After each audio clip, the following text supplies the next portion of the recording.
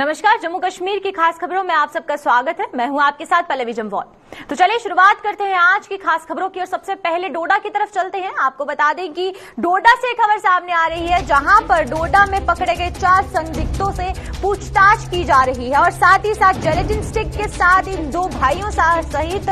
4 लोगों को गिरफ्तार किया गया था, जिसके बाद अब जो आगे की कार्यवाही है उसको अंजाम दिया जा रहा है। संदिग्धों से फास्फोरस सल्फेट की जो बरामद किए गए थे और साथ ही साथ ये भी बताया जा रहा है कि ये चारों ने मोबाइल फोन समेत अन्य सामान को जलाने की कोशिश भी की थी और जिसके बाद इन लोगों को गिरफ्तार कर लिया गया है। अब इनकी पहचान क्या कुछ बताई जा रही है, किस तरीके की कार्यवाही की जा रही है, क्योंकि अभी भी इनसे पूछताछ जारी है और इन चारों संदिग्धों से जेलेटिन स्टिक के साथ फास्फोरस सल्फेट भी बरामद किया गया है और साथ ही साथ आपको बता दें कि मोबाइल फोन भी थे कुछ बरामद किए गए, जो कि इन्होंने जलाने की कोशिश की थी जिन मोबाइल फोन्स को। उसके बाद से अब आगे इनको पकड़कर इनके साथ पूछताछ की जा रही है। और जिस तरीके से अगर हम जम्मू कश्मीर की बात करें तो जम्मू कश्मीर के जो हालात बने हुए हैं उस बीच इस तरीके के मामले आमूमन सामने आते जा रहे हैं और एक और मामला जो है वो डोडा से सामने आया है और जहां पर ये बताया जा रहा है कि ये जो 4 लोग पकड़े गए हैं उसमें से 2 भाई हैं और बाकी जो 2 लोग हैं वो भी संदिग्ध हैं और इनसे ये सब चीजें पकड़ी गई हैं। मोबाइल फोन्स पकड़े गए हैं। मोबाइल फोन्स के में क्या कुछ डेटा था और किस तरीके की जानकारी मिली है, क्योंकि अभी तक इनकी पहचान नहीं हुई है, लेकिन इसको आगे पूछताछ के बाद क्या कुछ और कार्यवाही सामने आई है, क्योंकि जब जेलेटिन स्टिक पकड़ी गई और उसके बाद से इन्होंने कोशिश भी की ये सारे सबूतों को जला सकें और उसके बाद जब इनको पकड़ा गया, इनसे पूछताछ शुरू की गई, तो अभी तक क्या कुछ जानकारी इन लोगों से मिल पाई है और आखिरकार इनके क्या कुछ मंसूबे थे वो भी जानना जरूरी है। और आपको बता दें कि जिस तरीके से जम्मू कश्मीर के इस समय हालात बने हुए हैं, सिक्योरिटी एजेंसीज बहुत ज्यादा सक्रिय हो गई हैं और जगह जगह पर न सिर्फ कश्मीर की बात करें बल्कि जम्मू के भी अलग अलग जिलों की बात करें तो जम्मू के अलग अलग जिलों पर सुरक्षा व्यवस्था को चाक चौबंद कर दिया गया है। और उसी के साथ इन लोगों को जब पकड़ा गया, इनसे जब ये सामान बरामद किए गए, उसके बाद जो पूछताछ है वो अभी भी जारी है इन लोगों से। लेकिन आपको अगर हम बात कर रहे हैं जम्मू कश्मीर की, तो जम्मू कश्मीर में जिस तरीके से टेरर एक्टिविटीज बढ़ती जा रही हैं, चाहे हम जम्मू रीजन की बात करें चाहे हम कश्मीर रीजन की बात करते हैं, तो उस बीच काफी ज्यादा जो थ्रेट है वो सिक्योरिटी पे बना हुआ है और उसी को ध्यान में रखते हुए सिक्योरिटी फोर्सेस पूरी तरीके से सक्रिय हैं। लेकिन वहीं पर इनसे क्या कुछ जानकारी मिली, इन लोगों को जो पकड़ा गया है इनसे क्या कुछ जानकारी हाथ लगी है पूछताछ के बाद, तो चलिए ज्यादा जानकारी के लिए हमारे साथ हमारे संवाददाता कहर यहां पर जुड़ चुके हैं डोडा से। तो चलिए आइए उनसे जानते हैं। कहर, पहले मैं जानना चाहूंगी कि जिन इन 4 लोगों को पकड़ा गया है इनसे अभी तक क्या कुछ जानकारी जो है वो सामने निकल कर आई है? पहले जो आर्मी को कुछ इनपुट्स जो मिले थे कि बदरुआ का जो धारा एरिया है वहाँ पर कुछ लोगों पर जो शक के बिना पर जो उनको पकड़ा गया था, कहा जाता कि संडे के रात जो उनको पकड़ा गया था और आर्मी ने इनको पकड़ा था। कहा जाता है कि उनसे जो है बहुत सारा सामान जो मिला है, 4 जो जेलेटिन स्टिक मिली है,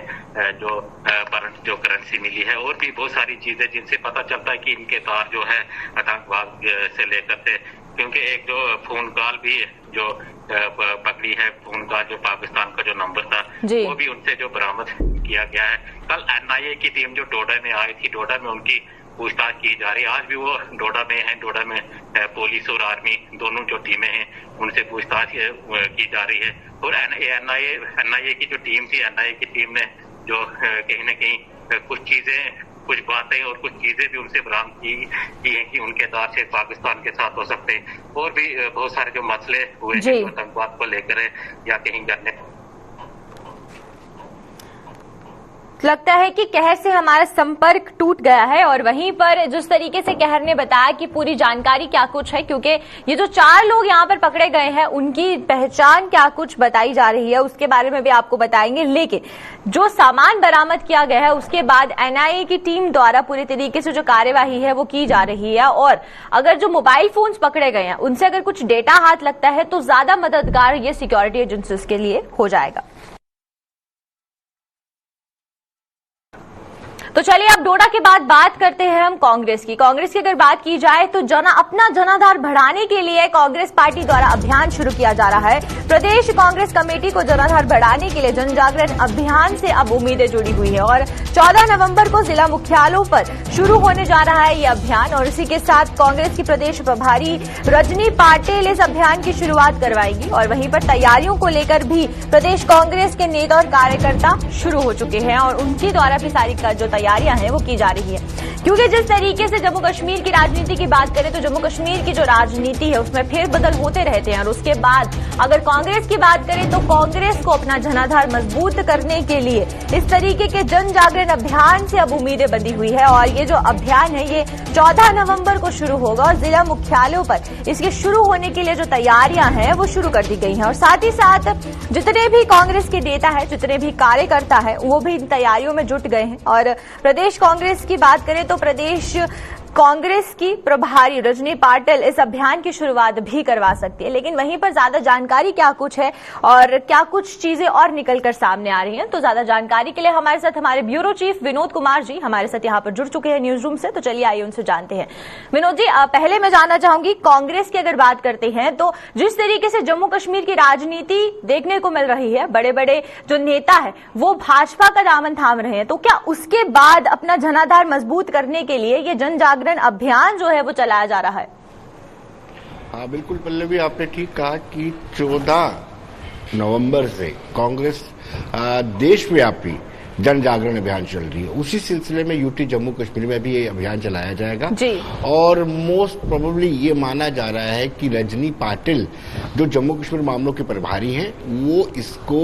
आगाज कर सकती हैं। सिर्फ जन जागरण अभियान ही नहीं चलाया जा रहा है, साथ में सदस्यता अभियान भी चलाया जा रहा है, यानी मेंबरशिप ड्राइव भी चलाई जा रही है और संगठन को, एक कार्यकर्ताओं को, नेताओं को इस ड्राइव से बड़ी उम्मीद है कि संगठन मजबूत होगा और इसको बड़े पैमाने पर हर ब्लॉक में, हर जिले में, हर तहसील में मनाने का प्रयास किया जा रहा है ताकि इस अभियान के तहत संगठित किया जा सके, कार्यकर्ताओं को, कैडर को साथ में जोड़ा जा सके। जी बनवी जी। वहीं पर विनोद जी, अगर हम बात करें इस अभियान की तो जहां पर, जिन जगहों पर, जिन राज्यों पर कांग्रेस का जनाधार बहुत कमजोर है वहां पर किस तरीके की नीतियों को अपनाने की जरूरत है? क्योंकि अगर जम्मू कश्मीर की भी बात करते हैं तो जम्मू कश्मीर में भी रिवाइव होने की एक जरूरत है कांग्रेस को अभी भी, तो उस बीच किस तरीके की पॉलिसीज, किस तरीके की जो फ्रेमवर्क है उसकी जरूरत है?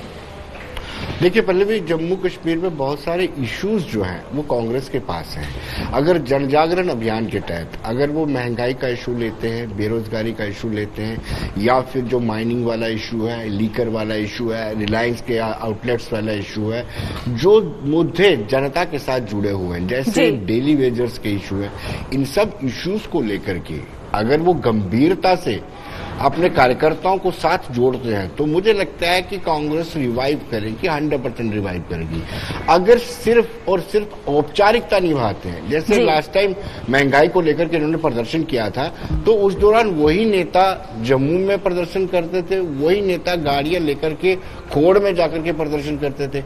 यानी अगर खोड़ में प्रदर्शन करना है, बिश्नाह में प्रदर्शन करना है तो वहां के कार्यकर्ता होने चाहिए, ना कि जम्मू शहर के नेता वहां पर चल के प्रदर्शन करें। इसी तरीके से जो जन जागरण अभियान है, अगर उसको सफलता पूर्वक इनको करना है तो वहां पर हर कैडर को तैयार करना पड़ेगा। ये नहीं कि स्ट्रेंथ दिखाने के लिए आप जम्मू से वर्कर्स को ले जाएं। तो अगर ये सीरियसली इस इशू को लेते हैं, अगर सीरियसली अभियान को लिया जाता है तो मुझे लगता है कि ऐसी कोई ताकत नहीं है जो रिवाइवल को रोक नहीं सकती है। बिल्कुल विनोद जी, देखिए अगर हम बाकी राज्यों की बात करते हैं तो कांग्रेस के लिए काफी हद तक जो है आसानी है वहां पर अपना एक जनाधार बढ़ाने के लिए, लेकिन अगर जम्मू कश्मीर की राजनीति की बात करते हैं तो यहाँ पर एनसी की बात की जाए, पीडीपी की बात की जाए, साथ ही साथ भाजपा की बात कही जाए, तो ये तीनों ऐसी पार्टीज हैं जिनमें जो लोग हैं वो काफी ज्यादा विश्वास भी रखते हैं। और कश्मीर की अगर बात करें तो कश्मीर में पीडीपी हो या फिर एनसी हो, दोनों पार्टीज ने अपनी एक मजबूती वहां पर बनाकर रखी है। तो उस बीच अगर कांग्रेस अपना जनाधार अभियान शुरू कर रही है, सदस्यता अभियान शुरू कर रही है, तो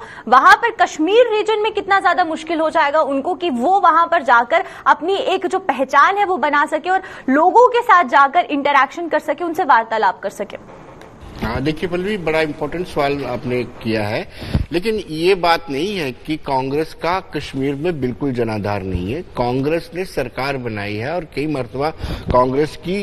गठबंधन वाली सरकार रही है, जिसमें कश्मीर से भी कांग्रेस के विधायक जीत करके आए हैं। तो ऐसा नहीं है कि कश्मीर में जनाधार नहीं है, लेकिन एक मौका, एक अवसर जो है दोबारा से पार्टी को मिला है कि अपना जो कार्यकर्ता है उसको दोबारा से, जैसे जनाधार की बात करते हैं, दोबारा से जनाधार को रिवाइव किया जा सकता है, पार्टी को रिवाइव किया जा सकता है। लेकिन जैसे मैंने पहले कहा, उसमें गंभीरता लाने की जरूरत है, अच्छे तरीके से मैनेज करने की जरूरत है कि हर इलाके को इंडिपेंडेंटली तरीके से ये अभियान चलाने का मौका दिया जाए। ये ना हो कि हेडक्वार्टर से जाकर के गांव में या किसी ब्लॉक में जाकर के वो अभियान चलाए, उनको भी मौका दिया जाना चाहिए। यानी रिवाइवल का अवसर है, लेकिन उसको सही तरीके से और गंभीरता से लेने की जरूरत है। तो जिस तरीके से विनोद जी आपने बात की महंगाई की, भाजपा की बात करें तो अभी कहीं ना कहीं जहां पर महंगाई बढ़ती जा रही है और लोगों में रोष भी है सरकार के प्रति कि जो महंगाई है वो बढ़ती जा रही है, तो अगर इस समय जाकर अभियान को शुरू किया जा रहा है, सदस्यता अभियान शुरू किया जा रहा है, और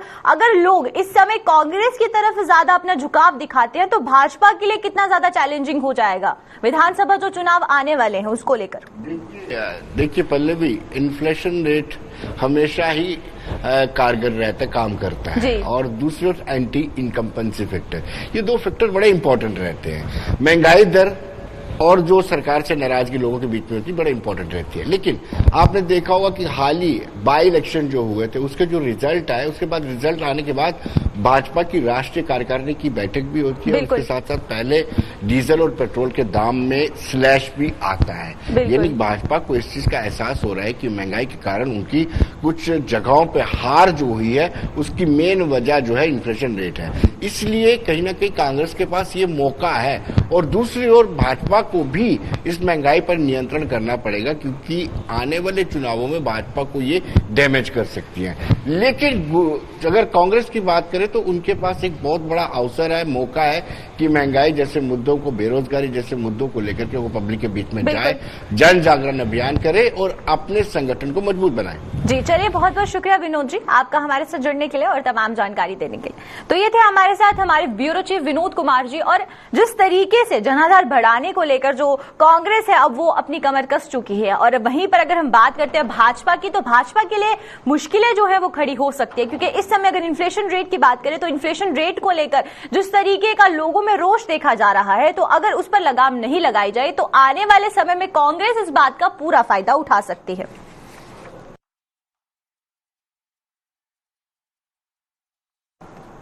तो चलिए अब ऑनलाइन क्लासेस के बारे में बात करते हैं, जहां पर कोरोना के चलते स्कूल्स को बंद रखा गया था, लेकिन वहीं पर सरकार द्वारा ऑनलाइन क्लासेस को लेकर जो है वो एक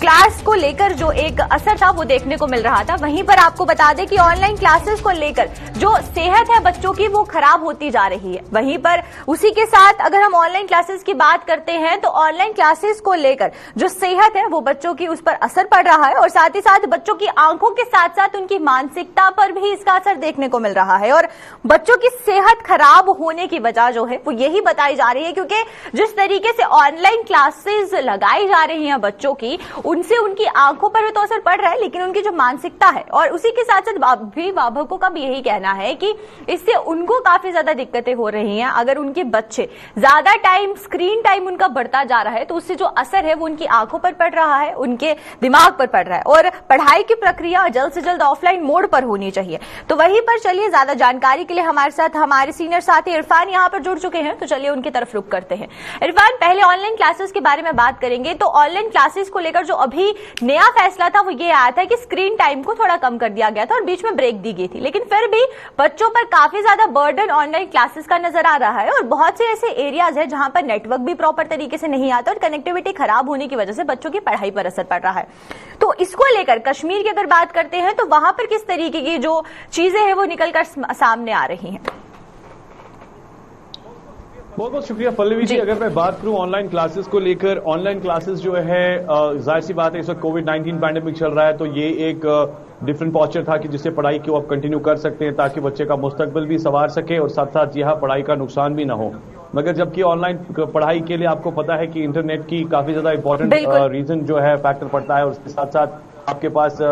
हाई इलेक्ट्रॉनिक गैजेट्स होने चाहिए, जिसमें लैपटॉप, टैबलेट या फिर आपके मोबाइल फोन्स होने चाहिए, जिससे आप अपने बच्चे की पढ़ाई पूरी कर सकते हैं। अब जिस तरीके से हम देख रहे हैं कि आजकल एक खबर आ रही है, बर्डन जो है खासतौर पर पढ़ाई लिखाई को लेकर, जो इस वक्त ऑनलाइन क्लासेस को लेकर जो प्राइमरी स्कूल के बच्चे हैं उनमें एक अलग सा बर्डन दिखाई देने लगा है। अगर आप चेक करेंगे, अगर आपको मालूम होगा, राउंड अबाउट जबकि क्लास 10 बजे से लेकर 3 बजे तक स्कूल में चलती थी तो उसमें आधे घंटे का ही ब्रेक होता था। यानी बच्चा जो है एक तो फ्लेक्सिबिलिटी के साथ पढ़ाई करता था और प्रॉपरली, यानी कह सकते हैं कि उन गैजेट से दूर रह के अपनी सेहत का भी खास ख्याल रख सकता था। क्योंकि जब आप ऑनलाइन पढ़ाई की बात करते हैं तो ऑनलाइन पढ़ाई के लिए आपको कंटिन्यूअसली स्क्रीन पर देखना है, मोबाइल फोन पर देखना है या कंटिन्यूअसली आपको टैबलेट्स पर देखना है, तो जिससे आपके जी हाँ आईसाइट को लेकर बात खड़ी हो जाती है, यानी आंखों में दर्द पैदा हो सकता है। या कई बच्चों का यह भी मानना है कि अब हेडेक हो रहा है। क्यों हेडेक हो रहा है, उसका रीजन ये है। रीजन क्या है, जिस तरीके से हम देख रहे हैं कि 30 मिनट्स का जो ब्रेक है, मगर यहां पर ऑनलाइन क्लासेस में आपने 6 क्लासेस दिन में लेनी है, मगर 10 मिनट का ब्रेक टोटल बच्चे को मिलता है, जिसकी वजह से बच्चा जो है काफी ज्यादा परेशान हो जाता है। क्योंकि अगर आप 6 घंटे की क्लास ज्वाइन करते हैं, उसके बाद आपको 10 मिनट्स का ब्रेक मिलता है, तो आप खुद अंदाजा लगा सकते हैं कि कई सारे पेरेंट्स ने अब सवाल खड़ा कर दिया है, कई बच्चों ने सवाल खड़ा कर दिया है कि आखिरकार अगर यही करना है तो इससे बेहतर है कि आप प्रैक्टिकली स्कूल खोलें और प्रैक्टिकली हम स्कूल जाके फिजिकल पढ़ाई करें, जिसमें हम ऑफलाइन पढ़ाई कर सकते हैं। एटलीस्ट इस स्ट्रेस से, इस परेशानी से दूर रह सकते हैं। दूसरी बात, अगर मैं यहां पर प्रिंसिपल सेक्रेटरी जो कि स्कूल एजुकेशन है, जिनका नाम बिस्वास जी है, बिस्वास जी ने भी पिछले बार ये कहा था, उन्होंने कहा था कि अगर आपको एग्जामिनेशंस को कंडक्ट करना है या अगर आपको पढ़ाई कंटिन्यू करनी है तो इसमें यह 10-15 मिनट का ब्रेक जो है वो हर एक क्लास को लेकर होनी चाहिए, न बल्कि 6 क्लासेस के साथ आप 15 मिनट का ब्रेक रखें। क्योंकि इसमें हमने देखा कि जो कॉन्सेंट्रेशन बच्चे का जाता है वो पूरा डिटरमाइन करता है, वो पूरी तरह से यानी प्रोलॉन्ग कर देता है उसके हेल्थ को लेकर। यानी कई सारे सवाल जो है डायरेक्टर स्कूल एजुकेशन की तरफ से भी पिछले बार ही खड़े हो गए थे, जिसमें उन्होंने कहा था कि प्राइवेट स्कूल जो है अपना सिलेबस कंप्लीट करने के लिए फटाफट रश में लगा हुआ है और फटाफट ये सारी चीजें कंटिन्यू कर रहा है, जबकि उनकी तरफ एक एडवाइजरी भी जारी की गई थी कि बच्चे को 10 से 15 मिनट का ब्रेक हर एक क्लास को मिलनी चाहिए। मगर सेम नतीजा, सेम सिचुएशन। और इसी सेम सिचुएशन को लेकर पल्लवी जी मैं एक और बात जोड़ना चाहूंगा। आजकल आपको मालूम है कि एग्जामिनेशंस भी हो रहे और एग्जामिनेशंस के साथ एक बहुत बड़ा हैमर प्राइवेट स्कूल्स की तरफ से अब पेरेंट्स और बच्चों पर पड़ रहा है। अगर आपको याद होगा, अगर टेक्स्ट बुक्स की बात करेंगे तो एक ऑर्डर निकला था जिसमें बताया गया था कि अगर बच्चे को टेक्स्ट बुक्स खरीदनी होगी तो 3 साल तक एक ही क्लास की जो टेक्स्ट बुक्स है बच्चा यूज कर सकता है, यानी वो शटल कर सकता है। अगर किसी को 5th क्लास का पढ़ना है तो वो 4th क्लास के साथ शेयर कर सकता है, या 4th क्लास वाले को अगर शेयर करना है तो वो 3rd क्लास के साथ शेयर कर सकता है। मगर अब एक नया हैमर जो है बड़े स्कूल्स की तरफ से दिखाई देने लगा है, जिसमें पेरेंट्स को इस वक्त मजबूर किया जा रहा है नई टेक्स्ट बुक्स खरीदने के लिए, जिसमें हर साल जो है नए नए क्वेश्चंस, नए नए सिलेबसेस या नए नए चैप्टर्स ऐड ऑन होने लगे हैं। मगर जबकि गवर्नमेंट की तरफ से एक ऑर्डर है कि एक टेक्स्ट बुक जो है वो 3 साल तक बच्चा यूज कर सकता है, 3 साल के बाद अपना सिलेबस या चैप्टर या कोई भी चीज है उसमें आप शटल कर सकते हैं। और इसमें एक और बात यह हो गई है कि स्कूल की तरफ से अपने स्पेशल काउंटर्स खोले गए हैं और पेरेंट्स को मजबूर किया जाता है, जो बुक सेट आपका मार्केट में 1500 रुपए का मिल रहा है वही बुक सेट आपका 2500 रुपए से लेकर 3000 रुपए तक मिल रहा है। और ये बात अब खड़ी भी हो गई है, इस पर बवाल भी उठ रहा है कि आखिरकार बड़े बड़े स्कूल्स को लेकर बात करें, जो नामी ग्रामी स्कूल है, इस तरीके का हैमर जो है वो बच्चों के साथ और पेरेंट्स के साथ क्यों कर रहे हैं। क्योंकि इस वक्त अगर देखा जाए कोविड-19 की वजह से काफी ज्यादा नुकसान हर एक शोबे को उठाने को मिल रहा है, हर एक शोबा जो है इस वक्त मुतासिर हुआ है। तो इस वक्त पेरेंट्स कहां से मैनेज करेगा, और 1000 से 1500 रुपए का जो गैप है बुक सेट का, ये भी एक बहुत बड़ा मसला है, ये भी एक बहुत बड़ी चोरी है जिस पर सरकार की नजर है। देखिए इरफान, जिस तरीके से ऑफलाइन मोड के लिए जो है बातें की जा रही है कि उनको लेकर ऑफलाइन मोड जो है वो शुरू होना चाहिए ताकि जो बच्चे हैं उनको दिक्कत ना हो, और स्क्रीन टाइम जिस तरीके से बच्चों का बढ़ता जा रहा है तो उनकी आंखों पर असर पड़ रहा है। लेकिन वहीं पर अगर हम कोविड के केसेस की बात करते हैं तो कोविड के केसेस एक बार फिर से जो है वो शुरू हो गए हैं, और इस बीच यहाँ पर एक बहुत बड़ा चैलेंज है कि अगर स्कूल्स को खोल दिया जाता है तो उससे बच्चों को काफी ज्यादा असर होगा, क्योंकि कोविड के केसेस भी बढ़ते जा रहे हैं। देखिए पल्लवी, इस कहानी के दो पहलू है। अगर देखा जाए, एक साइड से कोविड भी चल रहा है तो कोविड को कंट्रोल करना है, एडमिनिस्ट्रेशन इस बात पर भी सोच रही है। अगर एडमिनिस्ट्रेशन इस बात पर सोच रही है तो दूसरे साइड से बच्चों का सेहत भी देखना है ना। और आप प्राइमरी डिपार्टमेंट की बात कर रहे हैं, उन स्कूल्स की बात कर रहे हैं जो कि इस वक्त अगर देखा जाए 10वीं क्लास से जो स्कूल्स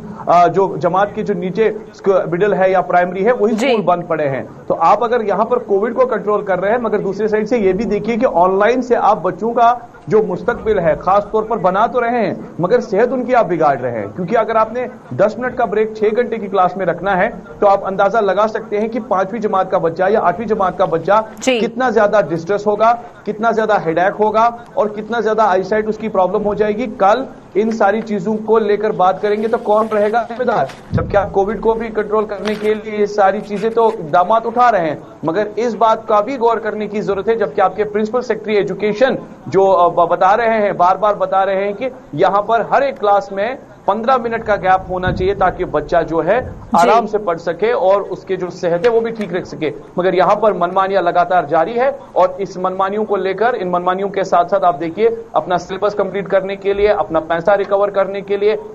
जो मनमानियां हैं वो पेरेंट्स और बच्चों पर लगातार इसकी मार जारी है। जी चलिए, बहुत बहुत शुक्रिया इरफान आपका हमारे साथ जुड़ने के लिए और तमाम जानकारी देने के लिए। तो ये थे हमारे साथ हमारे सीनियर साथी इरफान फाजिल और कश्मीर से ही हमारे साथ यहाँ पर जुड़े थे। और जिस तरीके से ऑनलाइन क्लासेस का असर बच्चों की आंखों पर और उनकी मानसिकता पर पड़ रहा है, उसको लेकर अब अभिभावकों द्वारा ये जो सवाल है वो खड़ा होना शुरू हो गए हैं। उनका ये साफ कहना है कि ऑनलाइन क्लासेस में ब्रेक होना बहुत जरूरी है ताकि बच्चों की आंखों पर इसका असर ना पड़े।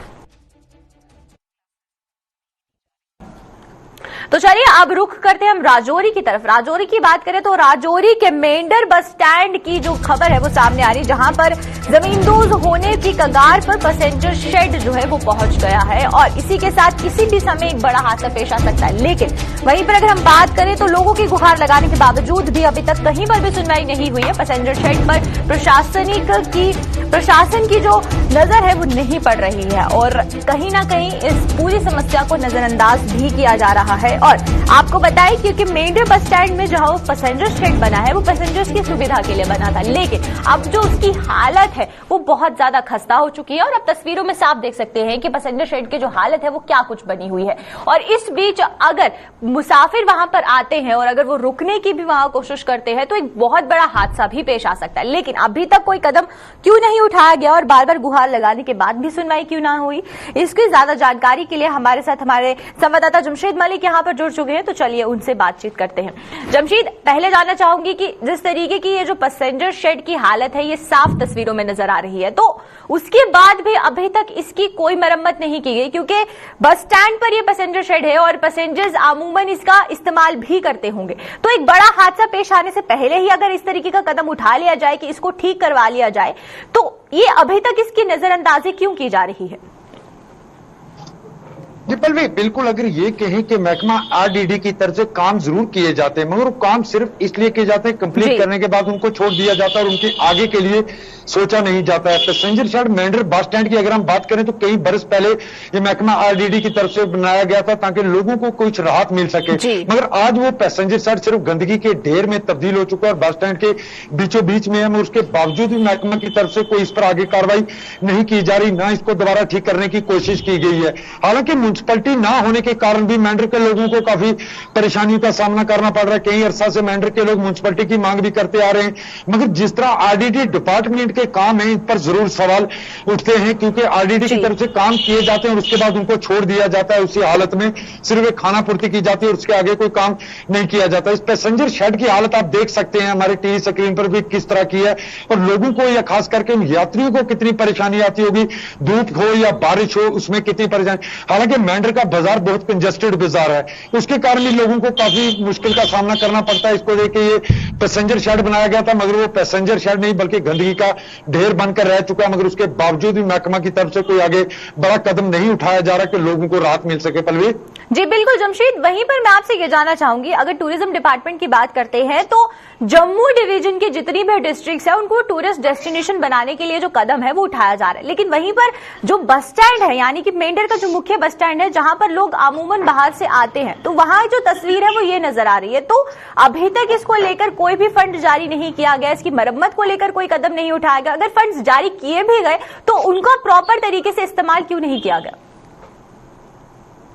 बिल्कुल पलवी, पहले हम टूरिज्म की बात करते हैं। टूरिज्म की तरफ से जरूर बड़े बड़े दावे किए जाते हैं कि जम्मू कश्मीर के खास करके राजौरी पुंछ के इनको टूरिज्म के नक्शे पर लाना है, मगर हालात बिल्कुल अलग नजर आते हैं। जिस तरह के हालात आप मेंढर बस स्टैंड के देख सकते हैं कि यहाँ आरडीडी का डिपार्टमेंट है, क्योंकि यहाँ म्युनिसिपैलिटी नहीं है, यहाँ सारा कार्य जो भी है आरडीडी डिपार्टमेंट करता है। और मगर यहाँ बस स्टैंड की हालत देखकर आप अंदाजा लगा सकते होंगे कि आरडीडी डिपार्टमेंट मेंढर के मुख्तलिफ इलाकों में किस तरह काम करता होगा, क्योंकि ये वो काम है जो बस स्टैंड के ऊपर नजर आता है। हालांकि इसमें सवाल खाली डिपार्टमेंट पर नहीं बल्कि पूरे पुंछ प्रशासन पर उठना लाजमी है, क्योंकि यहां से डीसी भी गुजरता होगा, एसएसपी भी और अफसरान भी यहां से गुजरते होंगे, मगर उसके बावजूद भी इसकी हालत को सुधारने के लिए कोई काम आरडीडी की तरफ से नहीं किया जा रहा है। इससे आप अंदाजा लगा सकते होंगे कि डिपार्टमेंट किस तरह काम कर रहा है और लोगों को कितनी परेशानियों का सामना करना पड़ रहा है। मगर जिस तरह के हालात ये देख रहे हैं, खास करके अगर टूरिज्म की बात करें, उनकी तरफ से जरूर बड़े बड़े दावे किए जाते हैं कि टूरिज्म के नक्शे पे इसको लाया जाएगा, मगर हालात जो बस स्टैंड की आप इससे अंदाजा लगा सकते हैं। अगर कोई टूरिस्ट इस तरफ आए भी तो क्या देखेगा मंजर यहाँ का। जी पलवी, बिल्कुल जमशीद, और वहीं पर जहां पर हम पैसेंजर शेड की हालत देख रहे हैं, वहीं पर गंदगी की बात करें तो गंदगी के भी ढेर यहाँ पर नजर आ रहे हैं। तो साफ सफाई को लेकर भी किसी तरीके का कोई इंतजाम जो है वो हमें पैसेंजर शेड के आसपास या फिर बस स्टैंड में नहीं नजर आ रहे। पलवी, बिल्कुल उसकी बड़ी वजह यह है कि मेंढर तहसील एक ऐसी तहसील है जहां के लोग कई सालों से ये मांग कर रहे हैं कि मेंढर को म्युनिसिपैलिटी का दर्जा दिया जाए, मगर आज तक मेंढर को म्युनिसिपैलिटी का दर्जा नहीं दिया गया। यहाँ की सफाई कार्य की बात करें, यहाँ के पैसेंजर शेड की बात करें, ये सारा आरडीडी डिपार्टमेंट के पास है। मगर आप इसी पैसेंजर शेड जो बस स्टैंड के बीचों बीच में है, इसी से आप अंदाजा लगा सकते होंगे कि ये डिपार्टमेंट किस तरह काम कर रहा है, लोगों को कितनी परेशानियों का सामना करना पड़ रहा होगा। चलिए, बहुत बहुत शुक्रिया जमशीद आपका हमारे साथ जुड़ने के लिए और तमाम जानकारी देने के लिए। तो ये थे हमारे साथ हमारे संवाददाता जमशीद मलिक, और ये हमारे साथ यहाँ पर पुंछ से जुड़े थे। और मेंढर की बस स्टैंड की बात करें तो पैसेंजर शेड की क्या कुछ हालत है वो हम साफ तस्वीरों में देख सकते हैं। तो चलिए, अब तक की जम्मू कश्मीर की खास खबरों में फिलहाल इतना ही। मुझे और मेरी पूरी टीम को दीजिए इजाजत। नमस्कार।